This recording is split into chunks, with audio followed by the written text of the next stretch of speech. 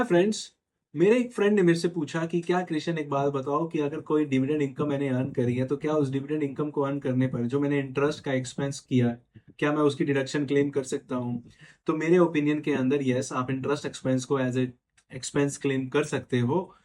लेकिन income tax के अंदर एक प्रोविजन लिखा गया है कि अगर कोई पर्सन डिविडेंड इनकम को अर्न करने के लिए कुछ इंटरेस्ट एक्सपेंस करता है तो उस केस के अंदर जो इंटरेस्ट एक्सपेंस की लिमिट जो है वो 20% ऑफ डिविडेंड इनकम है। मींस अगर कोई इंडिविजुअल, और मैं कहूंगा अगर कोई पर्सन जो है 16,000 रुपए का डिविडेंड अर्न करता है तो उस केस के अंदर जो है वो 3200 रुपए तक का ही इंटरेस्ट एक्सपेंस को क्लेम कर सकता है। सेकंड क्वेश्चन था कि क्या डिविडेंड इनकम के अंदर ऐसा भी कोई प्रोविजन है कि कंपनी जब डिविडेंड पे करेगी तो वो टीडीएस डिडक्ट करेगी। यस, फाइनेंशियल ईयर 24-25 तक 5,000 रुपए तक की लिमिट थी। मींस जब कोई कंपनी किसी पर्सन को डिविडेंड इनकम दे रही है तो उस केस के अंदर अगर वो डिविडेंड की अमाउंट 5,000 को क्रॉस कर जाती है तो उस केस के अंदर वो 10% का टीडीएस डिडक्ट करके बैलेंस अमाउंट जो है उस पर्सन को पे करेगी।